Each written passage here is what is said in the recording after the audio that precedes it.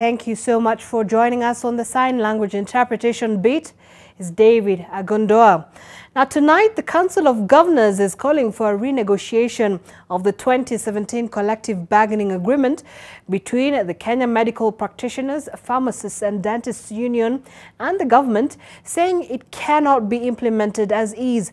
The Council of Governors Health Committee Chairperson Muthomi Njuki says the current CBA demands, especially from intern doctors seeking over 200,000 monthly, are unsustainable for the country. Margaret Kimathi has that story.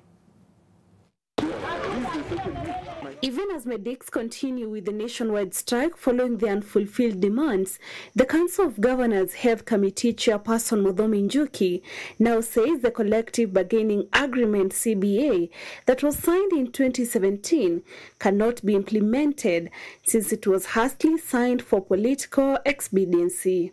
We signed a collective bargaining agreement in 2017, 1 month to elections.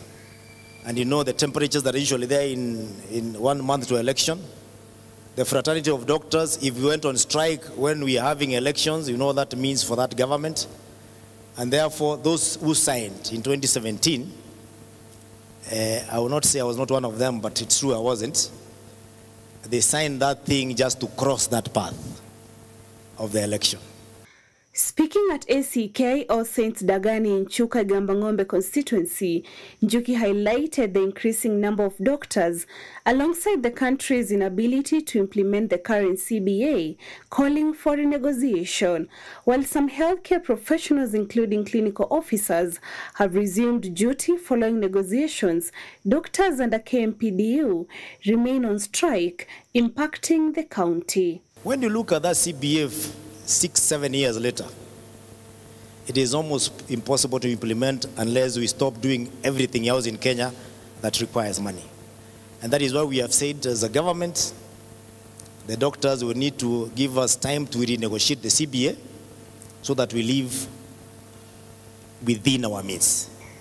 Kiharu Member of Parliament Ndindi Nyoro recognized the current imbalance between current and development expenditure and appealed to medics to prioritize serving Kenyans as the government works to address their concerns.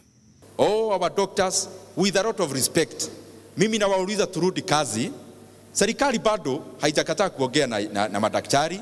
Tuendelee na mazungumzo kama bado wa Kenya wanapata nafuu katika hospitali zetu. Mimi hiyo ndio ombi langu, but in terms of respecting what you're asking for, every Kenyan agitates for a better welfare.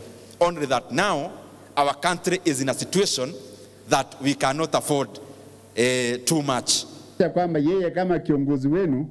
doctors have not been spared the wrath of a section of Kenya Kwanza leaders who accuse the doctors of benefiting from government training, yet they have failed to deliver on their mandate. Lakini ukweli ni kwamba pahali Kenya iko kwa sasa, hatuwezi kalipa daktari ambaye bado ni mwanafunzi shilingi 1,200. Hata katika nchi zingine, na si hapa Kenya peke yake. Nataka niwaombe kuungana na viongozi wengine, kuwaomba kwa heshima turejee watu wetu wasije wakafa. People are suffering. Let us be human, let us be patriotic. Pata hospitali iko na list kwa records, iko na around 10 doctors. Lakini all of them wameenda kusoma. So the government again must employ and spend more on new doctors. Those are the challenges we are going through as a government. With the doctors rejecting a government's offer aimed at ending the month-long strike that had severely disrupted health services, there seemed to be no end in sight for the suffering of patients across the country. Margaret Kimathi, NTV.